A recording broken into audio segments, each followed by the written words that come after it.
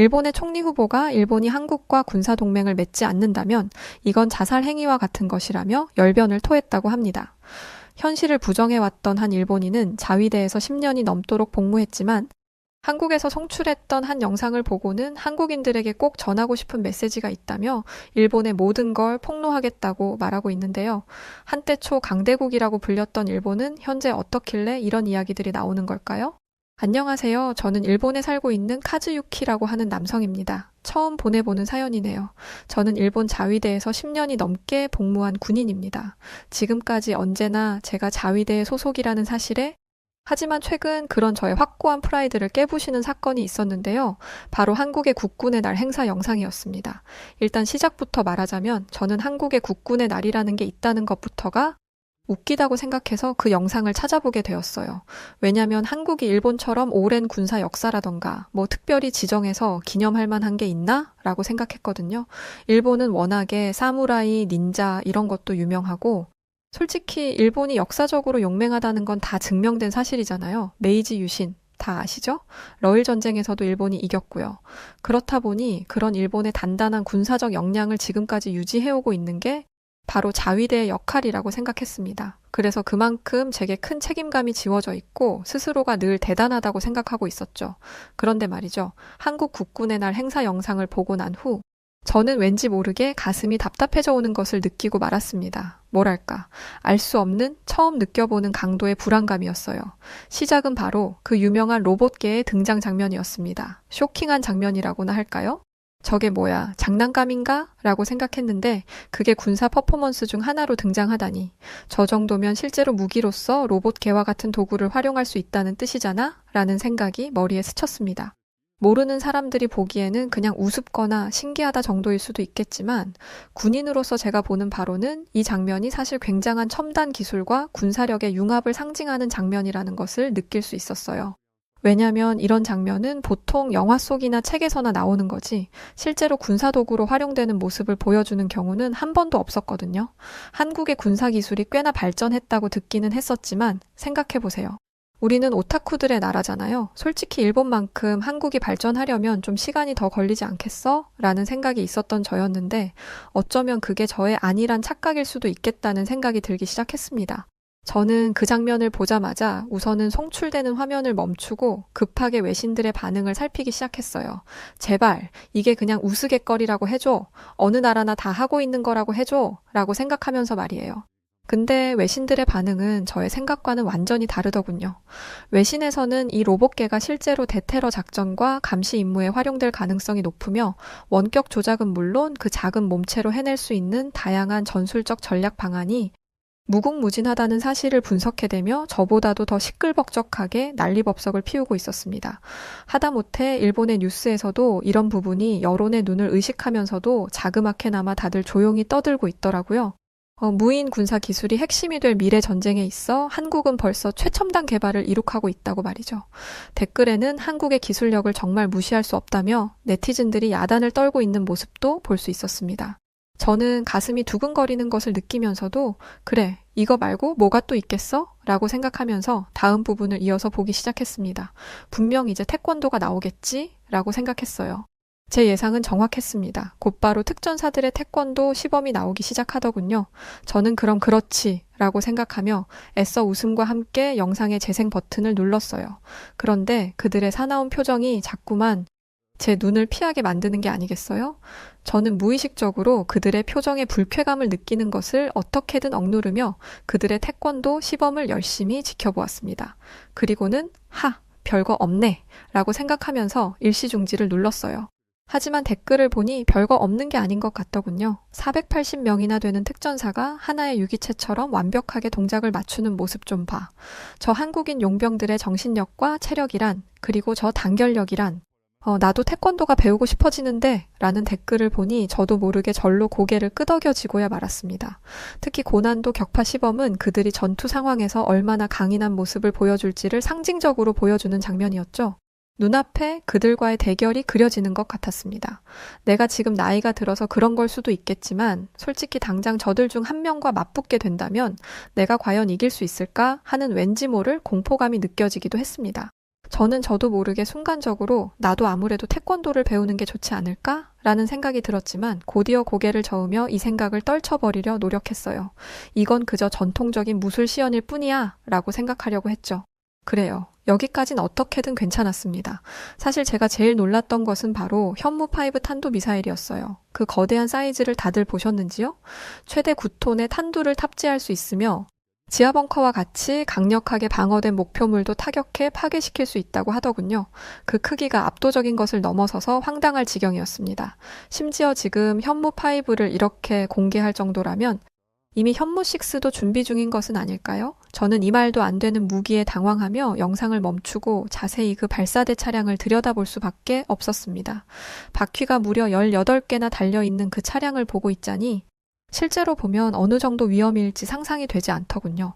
군인으로서 한편으로는 흥분되기도 하면서도 한편으로는 아무리 한국이 이걸 북한의 위협에 대비하기 위해 준비한 거라고는 하지만 언제든 일본이나 중국까지도 한 방에 불바다로 만들 수도 있겠다는 생각이 들며 불길함이 느껴지고 있었습니다. 물론 그렇게 과감하게 갑자기 사건을 만들지 않겠다만 말이죠. 하지만 머릿속에 딱 떠오른 이름이 있었습니다. 괴물 미사일. 그래, 이게 바로 괴물 미사일이었어요. 그 유명한 거북선이 같이 떠오르더군요.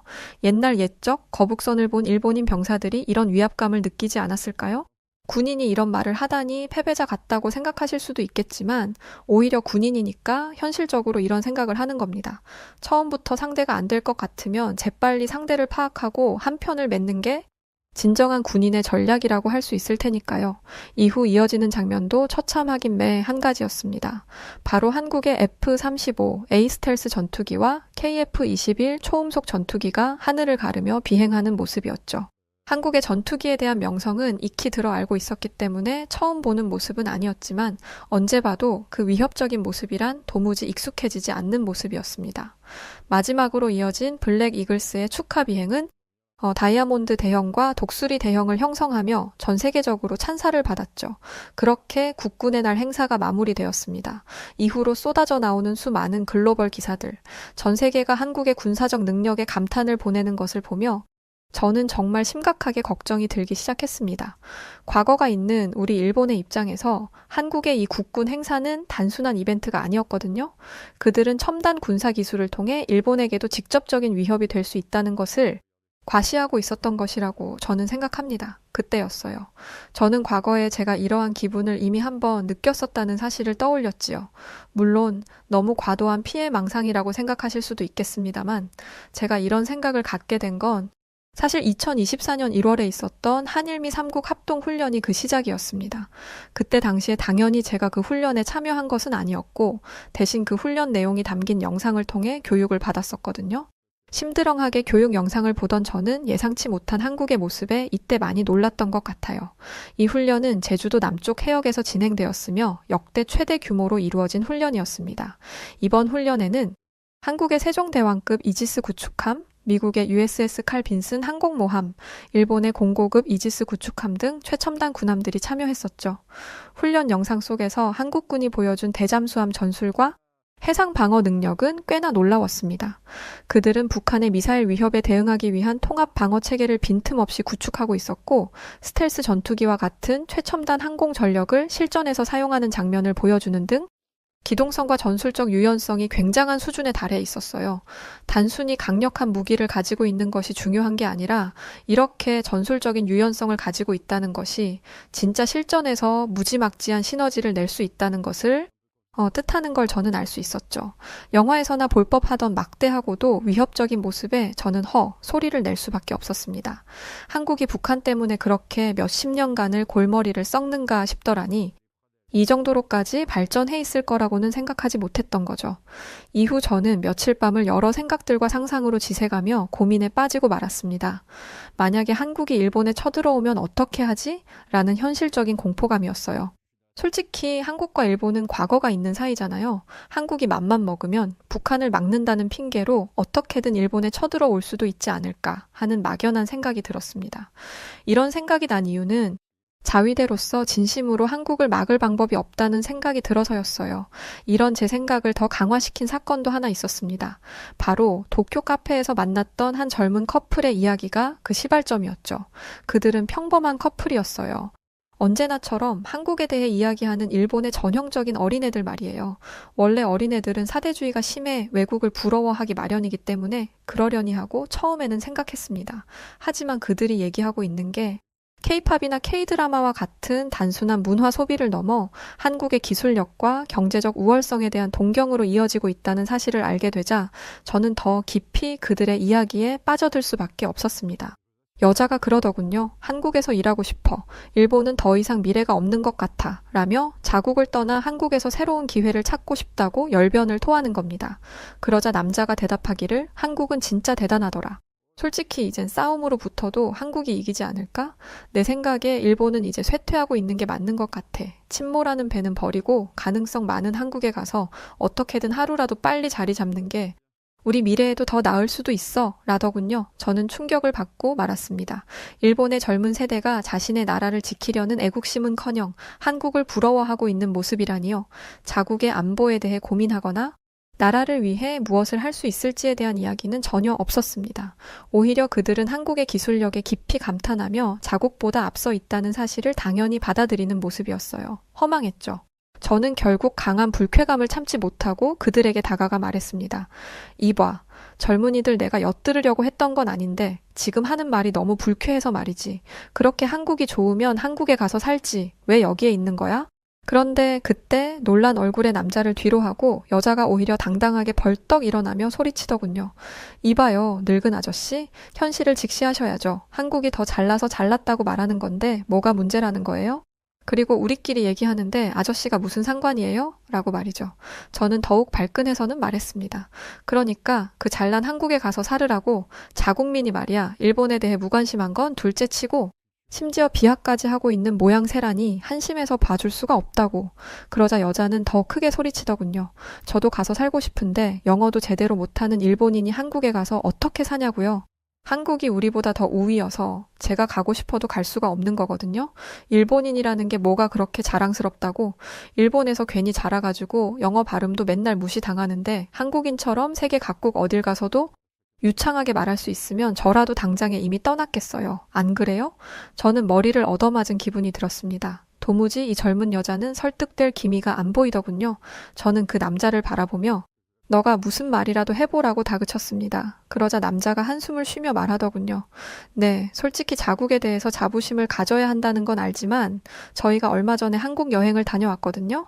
한국에 다녀온 뒤로는 일본의 인터넷도 답답하고 이 커피숍도 답답하고 모든 게 다 답답하고 미개해 보이는 걸 어쩔 수가 없어요. 일본은 뭐든지 너무 느리고 뒤처진다고요. 저는 그 말에 그를 붙잡고는 호소했습니다. 장인 정신 모르나? 일본에는 아름다운 장인 정신이 있어. 성격이 급한 건 한국인들의 문화지 일본의 문화가 아니라고. 그러자 남자는 제 손을 밀어내곤 말하더군요. 그게 문제인 거예요. 한국처럼 발전할 줄을 모르고 맨날 자기 잘난 맛에 사는 일본 정말 지겹다고요. 아저씨야말로 한국에는 가보셨어요? 특히 한국의 지하철 같은 거라도 보셨냐고요? 한국은 그냥 기본적으로 베이스 자체가 우리랑은 달라요. 라고 말이죠. 저는 어느 때보다도 가슴이 답답해져 오는 게 느껴졌어요. 왜냐면 이건 진짜 현실적인 위기감이었거든요.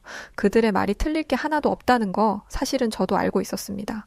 하지만 젊은이들이 이런 생각을 갖는 건 다른 문제잖아요. 이러한 무관심과 자국 방어에 대한 무책임한 태도라니요? 지금 다른 나라가 위협적인 게 아니라 일본의 젊은이들이 이런 생각을 하고 있다는 것 자체가 일본의 미래를 위태롭게 할 수 있다는 생각이 들었습니다. 그들의 말 한마디 한마디가 저에게는 마치 일본의 쇠퇴와 한국의 부상을 상징하는 것처럼 느껴졌어요. 저는 결국 그렇게 화를 이기지 못하고 그 카페를 떠나야만 했습니다. 그날 도쿄 카페에서 들었던 젊은이들의 대화를 듣고 나서 제 머릿속에선 일본의 미래에 대한 걱정이 떠나지 않았습니다. 하지만 그런 고민이 잊혀질 틈도 없이 얼마 전 우연히 접하게 된 뉴스가 저를 더욱 혼란에 빠뜨렸어요. 바로 이시바 시게루 전 일본 방위상의 발언이었죠.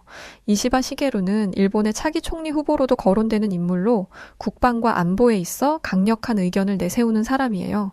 그런 그의 발언이 뭐였는지 아시나요? 바로 한국을 적대시하는 것은 일본에게 자살 행위와 같다는 내용이었습니다. 이시바 시게루는 아시아판 나토를 만들어야 한다고 강력하게 주장하며 이란 전쟁의 시나리오를 읊어댔어요. 우선은 독도 공격 시나리오가 먼저 나왔죠. 일본이 독도를 공격하기 위해 F-35 전투기 세대를 사용해 폭격한다고 칩시다. 그럼 F-15J 전투기 40대가 한국 공군의 반격을 막고 동시에 한국의 정보 전력을 봉쇄할 수 있을 거예요. 이 작전이 성공하면 일본은 독도 공격을 완료하고 점령할 수 있을 겁니다. 그런데 반대로 한국군이 AH-1 코브라 공격 헬기를 투입하고 CH-47 특수부대를 수송해 스시마 섬을 공격한다고 생각해 봅시다. 그럼 한국은 아마도 일본이 눈치도 채기 전에 재빠르게 스시마 섬을 점령할 수 있을 것이에요. 또한 한국 공군의 KF-16 전투기가 스시마 근처의 일본 해군 기지, 미사일 기지, 레이더 기지를 공격하면 일본 자위대는 제대로 대응하지 못하고 패배할 가능성이 높다고 이시바는 분석했죠. 이처럼 스시마 섬이 한국군에게 쉽게 점령될 수 있다는 전쟁 시나리오는 일본의 큰 위협으로 작용될 것으로 예상되었습니다. 독도는 일본이 점령하고 스시마는 한국이 점령하게 될 가능성이 있다고 결론이 지어진 거죠. 심지어 다카이 사부로가 작성한 이 시나리오는 한국 공군이 조기 경보관제기를 도입하기도 전에 작성된 내용이라 더 강력한 최신 전력을 반영하지 않았음에도 불구하고 말입니다. 사실상 일본 입장에서 스시마 주민들이 인질로 잡히는 것은 매우 불리한 일이고 독도와 스시마 교환을 통해 상황을 해결할 가능성도 언급되었습니다. 여기까진 그럴 수 있어요. 근데 문제는 이겁니다. 한국이 과연 평화롭게 교환을 하겠느냐는 거예요. 독도는 자위대 병력이 다수 배치되기 어렵기 때문에 한국군이 기습적으로 독도를 탈환하는 것이 가능하다고 분석됩니다. 반면 스시마 섬에는 한국군의 육군 기갑사단과 대공 미사일이 배치될 시에 일본 자위대가 한반도 본토 상륙에 버금가는 어려움을 겪게 되어 탈환이 사실상 불가능해진다고 예상되었죠. 즉 이시바는 이 시나리오에 따라 일본 자위대가 스시마 탈환을 시도할 경우 한국군의 전력에 압도당할 수 있다는 결론을 내립니다. 자, 여기서 첫 번째로 한 가지 사실이 명확해지는 거죠. 한국의 군사적 대응 능력이 일본의 자위대보다 강력할 것이라는 미묘한 전제가 깔리기 시작한 겁니다. 이시바의 이런 시나리오를 그냥 웃어넘길 수만은 없는 게 이시바는 사실 밀리터리 오타쿠로 유명한 사람이에요. 그는 누구보다도 자위대에 대해 잘 알고 있는 사람이죠. 이시바 시게루는 일본 국회에서 대정부 질문을 받던 중 한 의원이 던진 외계인이 지구를 침략할 경우 자위대는 어떤 역할을 할 것인가 라는 말도 안 되는 질문에도 진지하게 답변을 했던 적이 있는 사람입니다. 외계인의 침략이라는 가정조차도 자위대가 대응할 수 있는 준비와 체계가 있어야 한다는 입장을 표명했죠. 이 발언은 군사 문제에 대한 그의 깊은 관심과 진지함을 잘 보여줬던 사례였습니다. 우습지만 우습지 않은 사람인 거죠.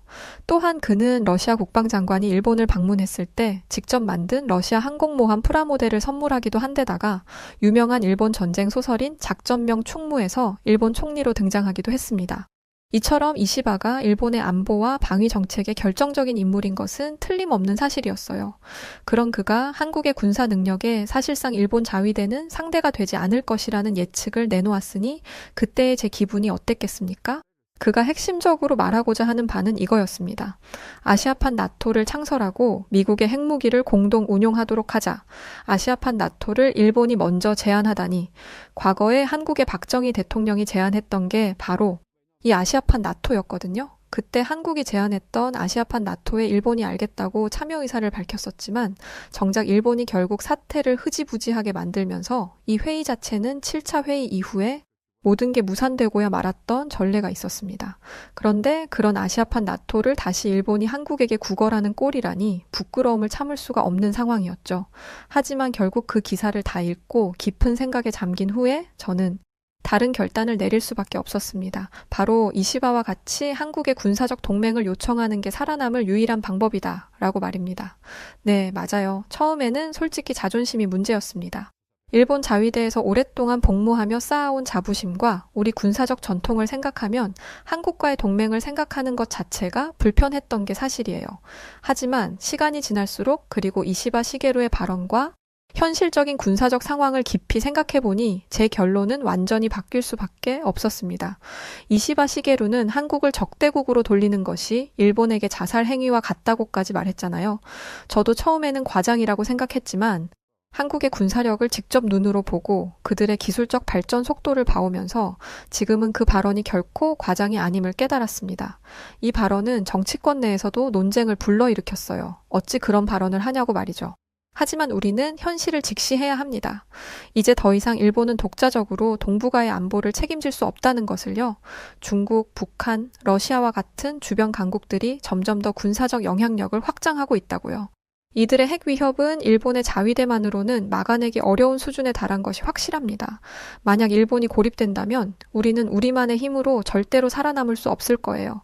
저는 이시바의 발언이 바로 이 점을 명확히 짚고 있다고 생각합니다. 한국과의 동맹을 통해 미국과 더불어 억제력을 강화하지 않는다면 일본은 군사적 고립과 더 큰 위험에 직면하게 될 것이 틀림없어요. 그뿐만 아니라 일본 내부에서도 이시바의 발언은 소리 없이 많은 국민적 지지를 받고 있습니다. 특히 젊은 세대와 중도 성향의 유권자들은 일본이 단독으로 방어할 수 없는 현실을 받아들이고 한국과의 협력을 통해 아시아의 안보를 강화하는 것이 최선의 선택이라고 생각하고 있죠. 저번에 저와 말다툼을 했던 그 도쿄의 젊은 커플도 아마 같은 마음일 겁니다. 이런 여론은 일본이 더 이상 허영과도 같은 자부심에만 머무를 수 없으며 현실적이고 실용적인 방안을 모색해야 함을 명확하게 보여주고 있어요. 따라서 제 결론은 확실합니다. 한국과의 동맹은 더 이상 선택이 아닌 일본의 생존을 위한 필수적 선택이에요. 이 사연이 부디 한국인뿐만 아니라 일본인들에게도 전해지기를 조심스럽게 바라는 마음입니다.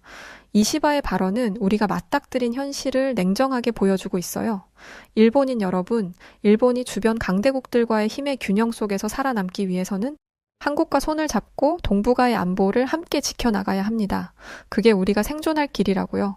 지금 일본의 문제는 이게 끝이 아닙니다. 일본은 오래도록 지속되고 있는 엔저 현상에도 고통받고 있어요. 엔화 가치의 하락은 일본 중앙은행이 통화정책을 멍청하게 짜면서 일어난 비극적인 현상입니다. 다른 주요 국가들이 금리를 인상하며 인플레이션에 현명하게 대처하는 동안 우리 일본은 완화적인 통화정책을 고수하면서 이러한 비극을 자초하고 있었죠. 어쩌면 제가 그렇게 울부짖었던 장인 정신과도 같은 뚝심이 여기에서도 독이 된 게 아닐까 싶습니다. 이러한 통화정책이 일본과 미국을 비롯한 주요 경제권 사이의 금리 격차를 크게 벌어지게 만들었던 것 같아요. 이것 때문에 일본은 높은 국가 부채도 갖게 되었죠. 아니, 높은 국가 부채 때문에 엔화가 더 떨어진 거라고 볼 수도 있겠네요. 엔화에 대한 이야기를 왜 하는 거냐면 일본의 엔화 가치가 떨어지는 바람에 우리의 안보가 더욱 위협받고 있다는 사실을 제가 누구보다도 정확히 알고 있기 때문입니다. 일본은 2022년부터 역대 최대 규모인 43조엔의 국방 예산을 책정해서 국방력을 강화하려고 무진해를 쓰고 있어요. 근데 엔화가 계속 떨어지니까 이 예산이 해외 시장에서 점점 더 가치가 떨어지고 있는 거죠. 장비 가격은 미친 듯이 상승하고 일본의 방위 계획은 계속해서 어긋나고 있습니다. 일본은 통화 가치의 변동에 대비한 전략을 전혀 갖추고 있지 못해요.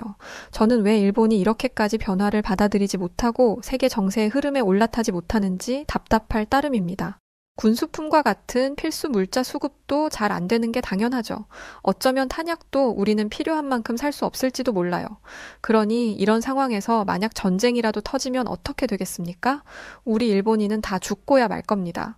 사실 제가 이 사연을 작성하게 된 이유는 바로 이겁니다. 바로 한국인 여러분들께 호소하기 위해서예요. 한국인 여러분, 이 사연을 듣고 있는 여러분께 진심을 담아 간절히 부탁드립니다. 저는 저의 나라를 지키기 위해 최선을 다해왔습니다. 그러나 지금의 동북아 정세를 보면 일본이 혼자서 이 상황을 감당할 수 없다는 사실을 절감하고 있어요.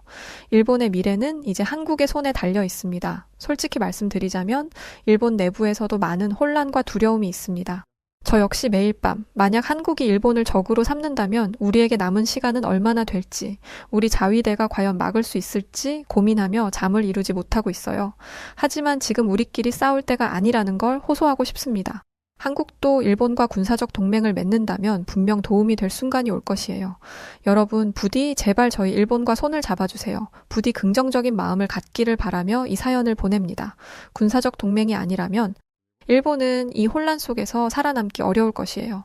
한국의 기술력과 군사력은 이제 일본이 자립적으로 대응하기에는 너무나 강력해졌습니다. 우리는 여러분의 도움이 필요합니다. 일본과 한국이 적이 아닌 동맹으로서 함께 나아가길 진심으로 바랍니다. 여러분의 한 손이 우리에게는 생명의 줄이 될 수 있습니다. 부디 이 동맹의 가능성을 긍정적으로 바라봐 주시고 한일 양국이 함께 안전한 미래를 만들어갈 수 있도록 도와주십시오. 우리의 생존이 여러분의 선택에 달려 있다는 사실을 꼭 알아주시기를 바라겠습니다. 기회가 된다면 저도 언젠가 한국에 가서 한국의 문화를 배우고 한국인들과 어울리며 젊은이들이 발견한 한국의 매력을 저도 느껴보고 싶습니다. 전 세계가 한국에 대해 열광하는 데에는 다 이유가 있는 거겠죠. 어쩌면 저야말로 그동안 눈과 귀를 닫고 애써 세계의 변화를 무시하며 살아왔던 것 같습니다. 우물안 개구리야말로 제일 빨리 죽는 법이겠지요. 한 사람으로서, 또 한 나라의 국민으로서. 이 위기를 탈출하기 위해서는 나야말로 제일 변해야 한다는 사실을 여실히 깨닫고 있는 요즘입니다. 한국인 여러분, 우리 모두가 바라는 건 평화와 안전이지요. 두 나라가 서로 돕고 의지하며 앞으로 나아간다면 더 나은 미래를 만들 수 있지 않을까요? 한국인 여러분들이 일본인을 별로 좋아하지 않는다는 것은 알고 있습니다. 모두 일본인들이 스스로 자초한 일이란 것도 알고 있지요. 하지만 오늘의 제 사연을 통해 한일 양국이 함께 나아갈 길을 같이 고민해 주시면 감사드리겠습니다. 오늘 밤은 부디 한국의 로봇계에 대한 꿈을 꾸지 않기를 바라며 이만 사연 마치겠습니다. 네, 이렇게 오늘의 사연이 끝났습니다. 국군의 날 행사 때 한국의 로봇계가 등장하면서 많은 이슈를 일으켰다고 하죠. 다양한 외신에서도 한국의 기술력에 대해 찬사를 아끼지 않았는데요. 여우튜브가 조사한 바에 따르면 실제로 일본에서도 한국의 군사력을 보고 놀란 사람들이 꽤 많은 것 같더라고요. 그러면서도 쉬쉬하고 있지만 말입니다. 북한도 마찬가지고요. 하지만 그들이 아무리 쉬쉬하더라도 한국이 이렇게 강한 나라로 거듭났다는 사실이 달라지는 것은 아니죠. 어쩌면 여기 사연을 보내신 카즈유키 씨처럼 많은 일본인들이 한국과 동맹을 맺고 싶어 한다는 사실은 이제는 더 이상 일부의 이야기가 아닐지도 모릅니다. 실제로 일본의 총리 후보가 저런 발언을 할 정도라면 말입니다. 자, 그럼 오늘 사연 어떻게 들으셨나요? 사연이 좋으셨다면 구독과 좋아요 부탁드리고 그럼 저는 여우튜브 송은지였습니다. 더 좋은 영상으로 다시 찾아뵙겠습니다. 영상 끝까지 시청해주셔서 진심으로 감사드리고 한 주의 시작, 월요일 활기찬 날 되시길 응원합니다. 늘 고맙습니다. 그리고 언제나 사랑합니다. 당신만의